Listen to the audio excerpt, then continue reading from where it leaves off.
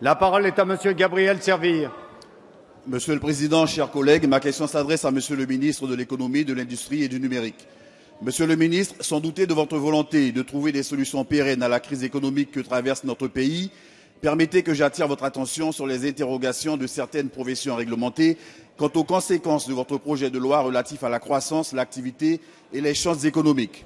En effet, s'il nous semble louable d'adapter aux évolutions sociales et économiques les modalités d'exercice de certaines de ces professions, il nous paraît tout aussi judicieux de nous entourer des précautions suffisantes pour éviter que ce projet n'aboutisse à des résultats contraires à nos espérances.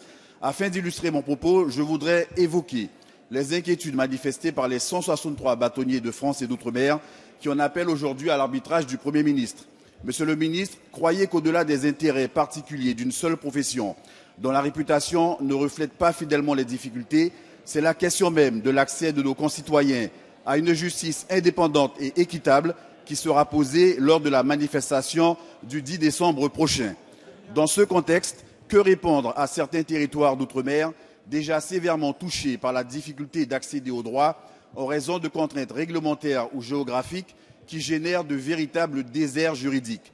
Les conséquences de ce projet, notamment sur la justice rendue en Guyane, dont on connaît le déficit d'image malgré ses nombreux atouts, ne feront qu'exacerber les problématiques déjà rencontrées par les justiciables à cause du manque de magistrats, alors que des postes restent encore vacants.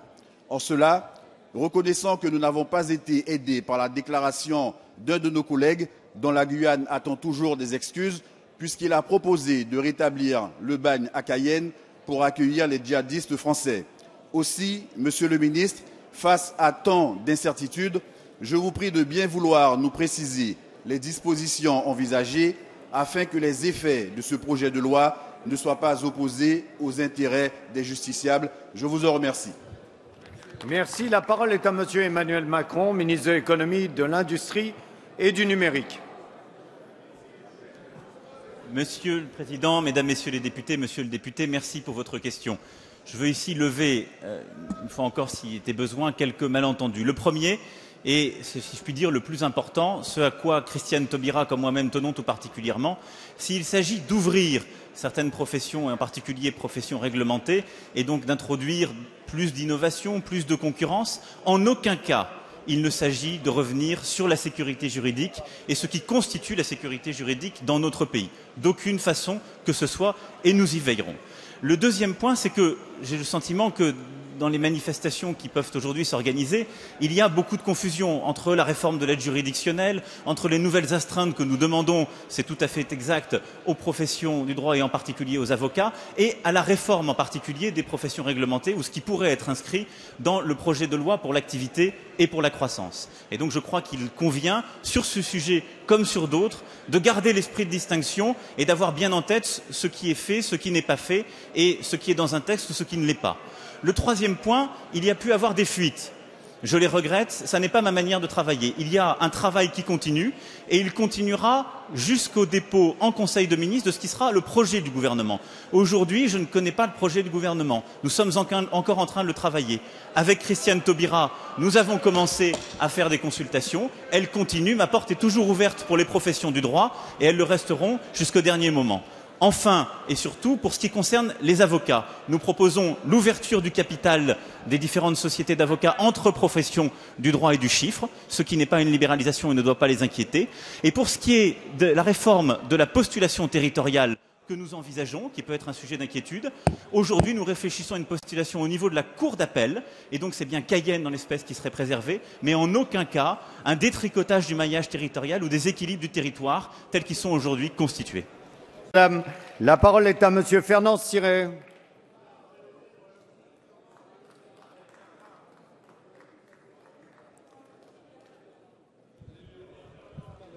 Alors ma question s'adresse à Monsieur le Premier ministre et concerne le projet de loi pour la croissance et l'activité et ses conséquences sur les professions réglementées en particulier, telles que celles des huissiers de justice et des notaires, et plus particulièrement celle de la profession d'avocat.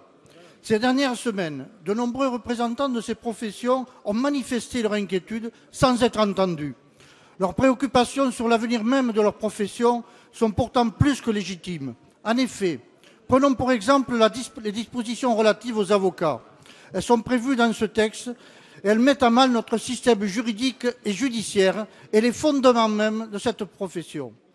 L'indépendance et le secret professionnel. La création des avocats d'entreprise les mettra en péril puisqu'elle impliquera un lien de subordination. La postulation territoriale supprimée permettra aux gros cabinets de s'implanter dans des territoires fragilisés et entraînera in fine la mort des cabinets de province et une désertification juridique. Enfin, le traitement humain et adapté des dossiers des justiciables sera mis à mal par l'obligation de rentabilité induite par la financiarisation des professions juridiques avec l'intégration des capitaux extérieurs. Alors, Monsieur le Premier ministre, pouvez-vous m'expliquer pourquoi, sur des décisions aussi importantes pour ces professions, aucun débat démocratique au sein du Parlement n'est prévu, puisque vous envisagez simplement de passer ces dispositions par voie d'ordonnance? Comment, Monsieur le Premier ministre, avez-vous pu prévoir ces orientations sans même avoir reçu tous les professionnels, notamment ceux de l'ordre des avocats, et sans même avoir pris en considération leurs revendications? Pourquoi, Monsieur le Premier ministre, envisagez-vous un tel texte inadapté, notamment aux exigences d'un système juridique indépendant et proche des justiciables? Les mesures économiques que vous venez de prendre pour amoindrir les coûts de fonctionnement de La parole est l'État à Monsieur vont-elles Emmanuel être Macron, ministre de l'Économie, de l'Industrie et du Numérique. Merci Monsieur le Président, Mesdames, Messieurs les députés.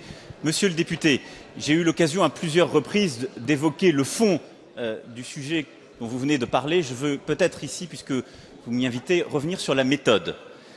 D'abord, nous avons longuement consulté et reçu les différentes professions du droit qui sont concernées par cette réforme.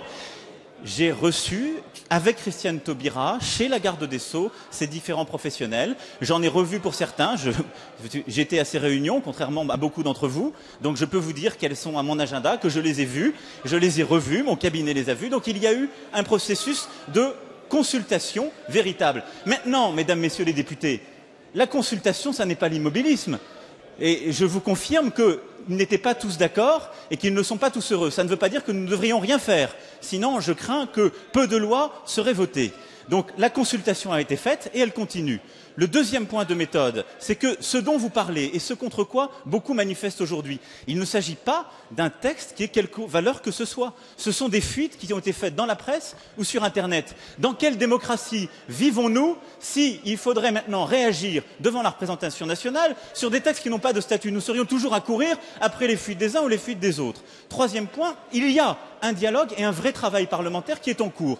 Il a été conduit par le député Richard Ferrand pour le compte du Premier ministre sur justement ce sujet. Il a rendu ses conclusions. Elles sont très constructives et elles alimenteront le travail du gouvernement. Et il y a la mission conduite par Madame Untermaier, vice-présidée par le député Houillon, qui, là aussi, conduit un travail important de concertation. Enfin, devrais-je vous rappeler que c'est une fois déposé en Conseil des ministres qu'il y aura un texte qui viendra au Parlement, parce qu'il y aura un temps du débat parlementaire, mais ce temps viendra au bon moment, et ça n'est pas celui-ci. Merci.